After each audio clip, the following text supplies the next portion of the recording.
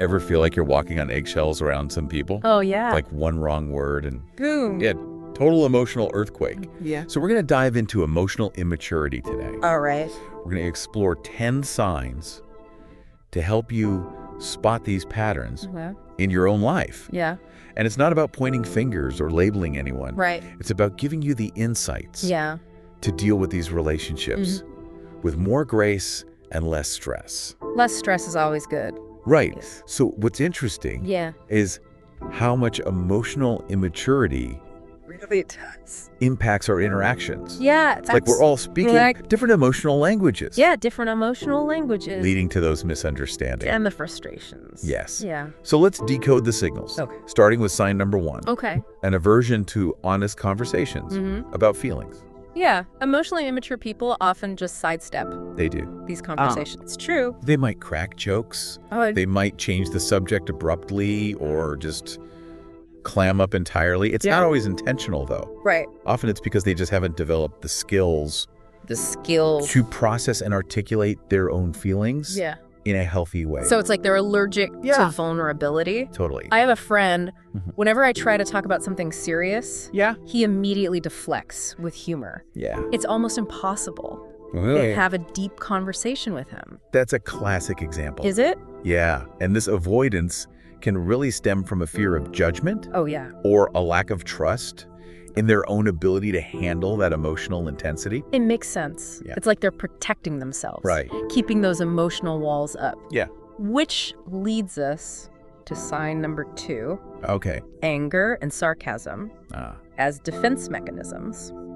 You hit the nail on the head. Did I? When their behavior is questioned, even gently, emotionally immature people can become defensive, They can. resorting to anger or sarcasm to just deflect responsibility. It's like they go straight into attack mode Yes. instead of actually reflecting on what's being said. Right. And this reaction often comes from a place of insecurity. Okay. They haven't developed that internal accountability muscle. I like that. So lashing out just feels easier Than facing their flaw. than facing their flaws, exactly. So how can someone engage with a person who's using anger and sarcasm as a shield? Yeah. Is there a way to break through that?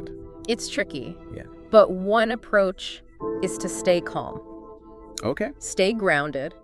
Don't mirror their intensity. Okay. Instead, try saying something like, I hear that you're upset, Okay. and I want to understand.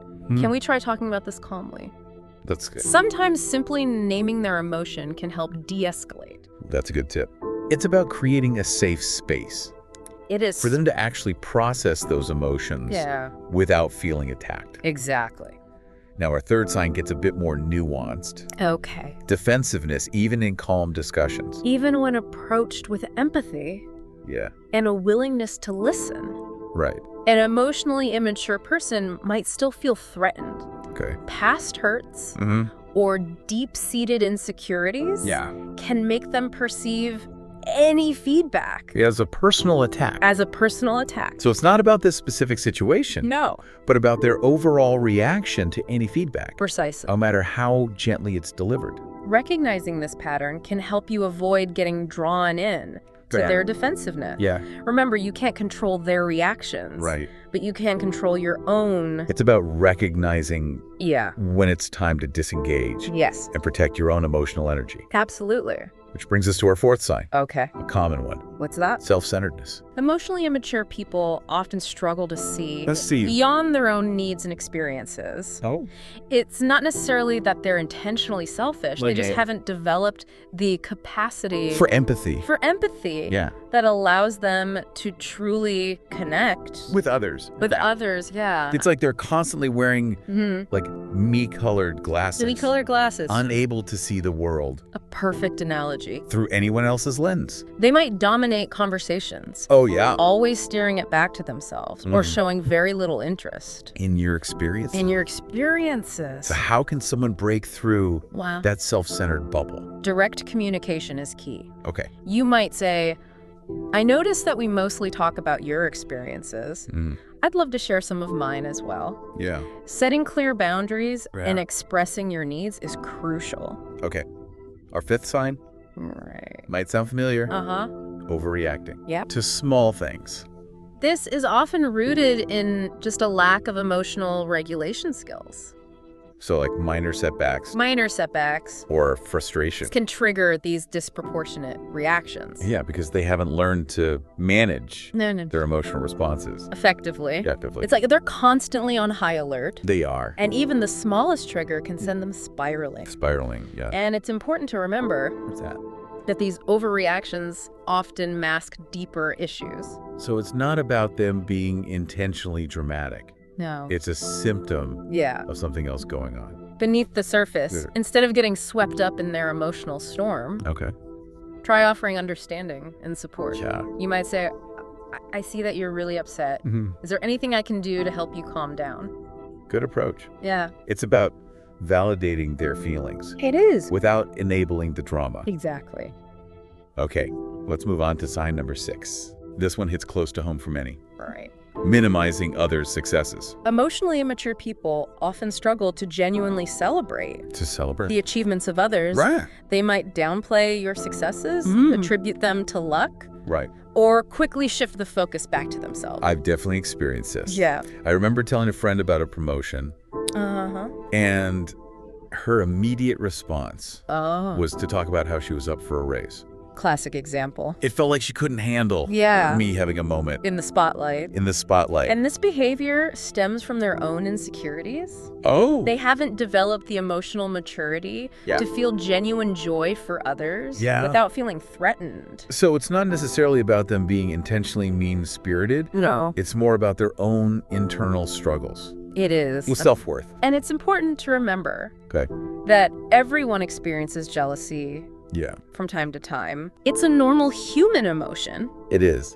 But it's how we manage those feelings that distinguishes emotional maturity from immaturity. So a mature person might feel a twinge of envy, but then quickly shift their focus to celebrating the other person's success. You got it, and they'd be able to articulate those feelings in a healthy way. Okay. Perhaps even using it as an opportunity for self-reflection and growth. Makes sense. Yeah. All right, on to sign number 7. Okay. This one might make you chuckle. Okay. Black and white thinking. This is a common trait in emotionally immature people. Yeah. They see the world in absolutes. Absolute. Right or wrong, good or bad. With little room for nuance. Or gray areas. It's like they're stuck in a constant game of either-or. Either. Unable to grasp the complexities of life. And relationships. I have an uncle who embodies this. He refuses to acknowledge any viewpoint other than his own. Wow. Even when presented with facts. Oh my goodness. That contradict his beliefs. That's a perfect example. Is it? And this rigidity in thinking can be incredibly frustrating for those around them. So how can someone engage with someone who's so deeply entrenched in black and white thinking? It's challenging. Yeah. But one approach is to focus on shared values, common ground, instead of trying to convince them. Look for areas of agreement. And build from there. That's a great strategy. Yeah. It's about finding that point of connection. It is. And working from there. Exactly. Okay, ready for sign number 8? I am. This one might surprise you. Okay. Irrational self-blame. It might seem counterintuitive. Yeah. But emotionally immature individuals often engage in excessive self-criticism. Oh, wow. Even when it's unwarranted. Really? They might constantly berate themselves or take on blame that doesn't belong to them. It's like they're their own worst enemy. They are. Holding themselves to these impossible standards. Exactly. And this pattern often stems from a fear of external judgment. By preemptively blaming themselves, they're attempting to control the narrative and avoid further scrutiny. So it's a way of protecting themselves from potential criticism from others. Precisely. And while some self-reflection is healthy, it is. Excessive self-blame can be incredibly damaging to self-esteem and can hinder personal growth. It's like they're stuck in a cycle of negativity. They are. Unable to break free from those self-imposed limitations. Okay, now on to our 9th sign. Ignoring the impact of their words and actions on others. This one goes hand in hand. It does. With self-centeredness, doesn't it? Absolutely. Yeah. Emotionally immature people often lack the awareness to recognize how their behavior affects those around them. They might say or do things that are hurtful or insensitive. Right. Without even realizing it. It's like they're missing that empathy antenna. They are? That allows us to tune into the feelings of others. Precisely. They haven't developed that crucial sense of empathy. Yeah. That allows us to understand and anticipate how our actions might make others feel. So how can someone help an emotionally immature person? Well, develop more awareness of their impact. Direct feedback, delivered with compassion and understanding, is key. Okay. You might say, when you said that, it made me feel hurt and unimportant. Okay. I know you didn't intend to make me feel that way, but I wanted to share how your words impacted me. That's a good example. It's about helping them see the connection between their actions and the feelings of others. Right. Okay, we've reached our final sign, number 10. Right. Irritation with different perspectives. Emotionally immature individuals often get annoyed or defensive. Yeah. When confronted with viewpoints that differ from their own, they struggle to grasp that there might be other valid ways of seeing the world. It's like they're trapped in their own little echo chamber, unable to tolerate any dissonance. Or challenge to their beliefs. And this inability to engage with different perspectives stems from a lack of cognitive flexibility. Can you explain what you mean by cognitive flexibility? Of course. I think some listeners might not be familiar with that term. Cognitive flexibility is the mental ability to shift between different concepts, adapt to changing situations, and consider multiple perspectives simultaneously. It's like having a mental toolbox filled with various tools. I like that. Allowing you to approach problems and situations from different angles. So someone with low cognitive flexibility might be stuck using the same tool, let's say a hammer, for every situation, even when it's not appropriate. Exactly, and that rigidity can make it incredibly difficult to have productive conversations. Oh yeah, for sure. Or resolve conflicts. It's like trying to have a nuanced conversation with a brick wall. A very accurate analogy. And this lack of cognitive flexibility can hinder personal growth. And prevent them from building meaningful connections with people who hold different views. It's like they're constantly on the defensive. They are. Protecting their ego. Instead of opening themselves up. To new ideas and possibilities. This has been incredibly insightful. Yeah, we've covered a lot of ground today. We have. Exploring 10 signs. 10 signs. Of emotional immaturity. But the real question is, what do we do with this knowledge? That's where the real work begins. We'll be back. After a short break. To discuss how to navigate those relationships with potentially emotionally immature people and what steps you can take to protect your own well-being. Don't go anywhere. Deep divers. Deep divers, welcome back, deep divers. It's a lot to process, right? It is. It's like holding up a mirror to our own lives and relationships. Sometimes what we see can be a little uncomfortable. It can, but that discomfort can be a catalyst for growth. Recognizing these patterns is the first step towards navigating them. More effectively. Okay, so let's talk about that. How do we actually navigate these relationships? Yeah, it can be challenging. It can. The first thing to remember is that you can't change someone else. Right. You can't force them to become emotionally mature overnight. It's like trying to fit a square peg in a round hole. Exactly. It's just not going to work. It's not going to work. No matter how hard you push. Instead of focusing on changing the other person, focus on what you can control. What I control. Your own reactions and boundaries. So it's about recognizing that I have a choice. You do. In how I engage with these people. Yes, you don't have to be a passive participant in their emotional dramas. Okay, so let's get practical. What are some tangible tips for setting those boundaries? Because it's one thing to say set boundaries. But it's another thing to actually do it. It is. Especially when you're dealing with someone who might not be receptive. Well, one key is to be clear and assertive in your communication.